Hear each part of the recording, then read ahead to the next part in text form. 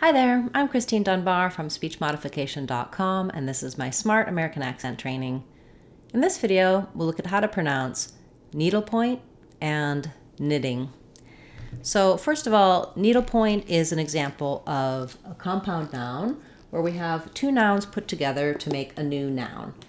In words like needlepoint, we want to have the stress on the first of the two nouns. So needle gets more stress and point gets some secondary stress. Still has a clear vowel. Within the word needle, we have first syllable stress. So my letters EE say E, like in need, or C, needle, needle.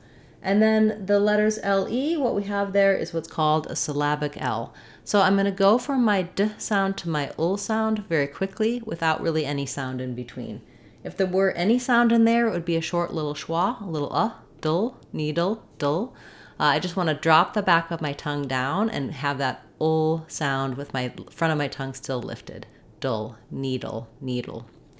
Then when I add it to point, needle point, needle point, I go right to the P of point. Letters OI say the oi diphthong, like in boy or soy. And then the NT, I can say that T sound, needle point, and let that T out. Or sometimes we don't release the T. I'll just keep that N nice and short, needle point, point. So I'll stop the air to mark the T, but I won't let it out. Then when we get to the word knitting, as you can tell, the letter K is silent. So we just start on the N sound. Letter I has the I vowel, ni, knitting, and letters TT in the middle say a flap sound. So I've rewritten that for you here with the letter D. That's what we do. It's just like the same as we would say for knitting.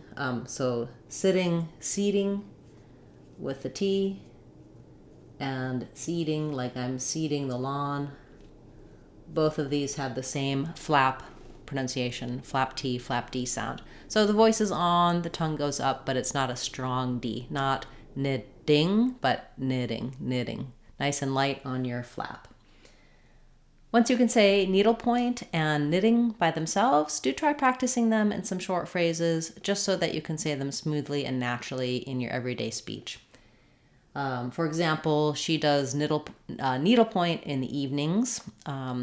She's been knitting since she was a young woman.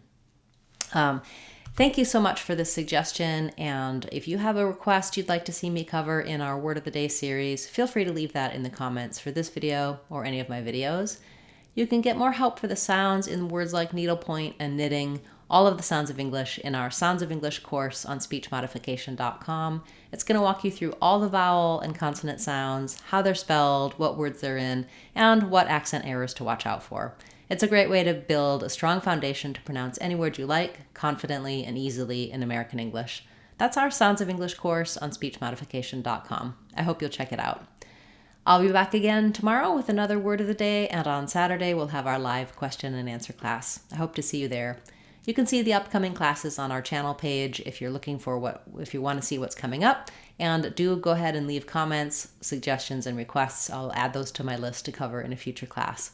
I'm Christine Dunbar from speechmodification.com. Remember, if you want to sound like a native speaker, you can do it. speechmodification.com. Bye everyone. Hope to see you again soon.